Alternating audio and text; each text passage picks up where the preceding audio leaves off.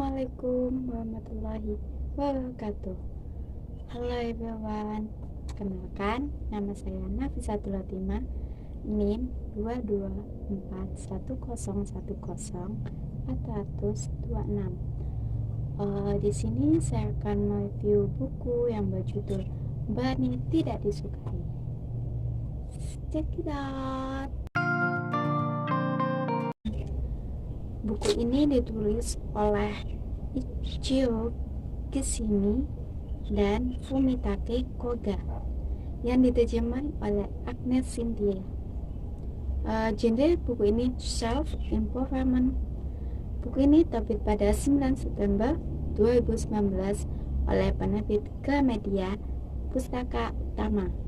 Terdapat 352 halaman. Isi atau buku ini tuh mengungkapkan sebuah kekuatan terpendam dalam proses meraih kebahagiaan merupakan suatu pilihan.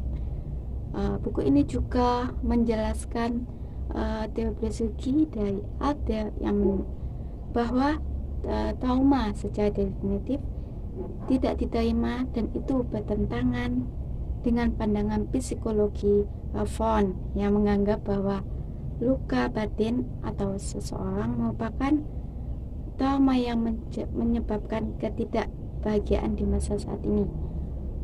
Teori Adler ini menaklukkan alasan dari trauma tersebut, menolak alasan dari trauma tersebut, mengatakan bahwa tidak adanya suatu pengalaman yang secara khusus menyebabkan sebuah keberhasilan maupun kegagalan individu. Maksudnya pengalamannya itu maksudnya di mana? Pengalaman trauma kita seperti pas layan insiden kanak-kanak, biasanya kan banyak pembulian ya.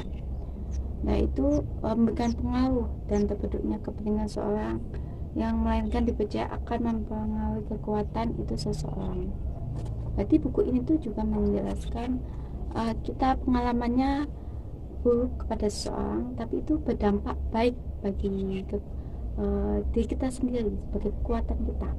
Masa lalu itu tidak bisa kita ubah, apalagi kembali ke masa itu. Buku ini juga menjelaskan jika kita terus meneruskan memikirkan atau bahkan tinggal di lubang di masa lalu itu, kita akan tersekat dengan masa lalu itu dan akan jauh dari kebahagiaan yang ada di depan kita. Maksudnya kebahagiaan yang dimaksud jangan terlalu fokus dalam mengagumi orang lain dan kehidupannya. Kita tidak akan merasakan kebahagiaan pada diri kita sendiri dan akan fokus kepada orang lain itu. Buku ini mengajarkan perlu pentingnya mencintai diri kita sendiri. Saya masih banyak tentang buku ini, kayak banyak manfaatnya ya buku ini. Buku ini tuh memberikan motivasi buat kita sendiri bahwa pentingnya kita menghargai diri kita sendiri. Jangan terlalu